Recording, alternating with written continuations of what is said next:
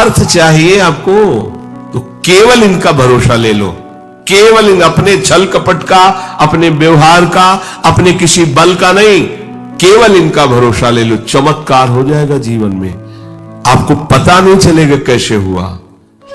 कभी ऐसे नहीं हुआ, कभी किसी से ऐसे नहीं हुआ। इसका कैसे हो रहा है, कैसे हम सबका उदर पोषण हो रहा है, वृंदावन वास हो रहा है, सब चल रहा है। कैसे प्रभु चला रहे हैं? क्या आप सबको नहीं चला रहे हैं? पर आप अपने को कर्ता मान रहे हैं, इसलिए आपको अनुभव में नहीं हो रहा, इसीलिए आपको परेशानियां हो रही, क्योंकि आप कर्ता बन रहे हो। अगर विश्वंभर कर्ता को कर्ता मान लो और उनके आश्रित हो जाओ तो जो चाहोगे मिल जाएगा, अगर ना चाहोगे तो वो मिल जाएंगे। जो चाहोगे मिल जाएगा, बिल्कुल कोई चाह न करो तो वो जो व्यवस्था उनको करनी करेंगे और वो स्वयं मिल जाएंगे। अर्थार्थी भक्त को धन संपत्ति वैभव चाहिए, पर वो केवल हरि से चाहिए, दूसरे से नहीं।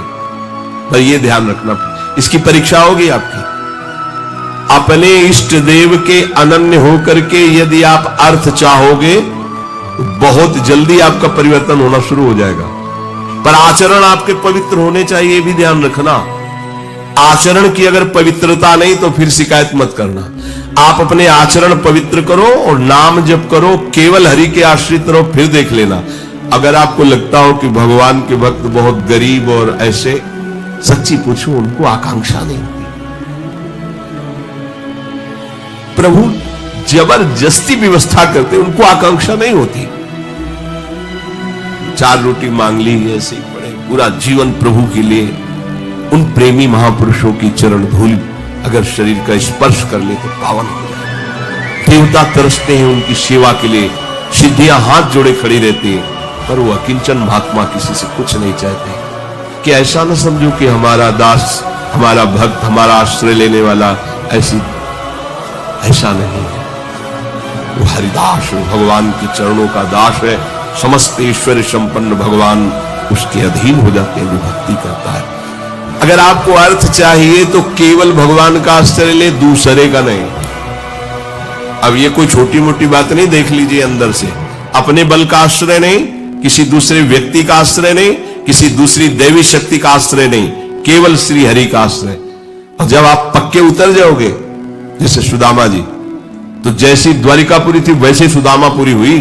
जैसा वैभव द्वारिकाधीश का वैसे सुदामा जी का वैभव था। पक्का मान लीजिए, लोग समझते नहीं। ऐसा ना समझो कि ये केवल कथाएं हैं। आपका जीवन स्वयं एक कथा बन जाएगा। यदि आप हरि के आश्रित हो गए तो आपका जीवन चरित्र दूसरों के लिए उदाहरण बन जाएगा। पर निष्ठा चाहिए। कई कई दिन भूखे रहे सुदामा जी। उनका मित्र किसी जमींदार के यहां पुरोहित ही करता था। वो जब पालकी से निकलता था, कहां गली गली डोल रहे हो कृष्ण कृष्ण बोलते हुए, आओ हमारे यहां, हमारा जजमान धनी है, आके थोड़ा वेद पाठ कर दिया करो, पूरे परिवार का पोषण कपला रहता है। हम वादा करते हैं, उनका नहीं, हमारे जजमान तो श्री कृष्ण। घर आते पत्नी पूछती, कुछ मिला? 5 घर हुआ है, कुछ मिला नहीं। चलो तुलसी दस और चरणामृत से भगवान ने।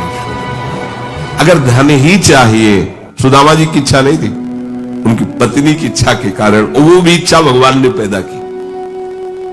ये भक्तजनों को ऐसा ना समझो फटे पुराने कपड़े पहने या ऐसे घूम रहे बड़े अभागी हैं। हम तो बड़े भाग्यवान हैं क्योंकि हमारे पास सारा ऐश्वर्य है।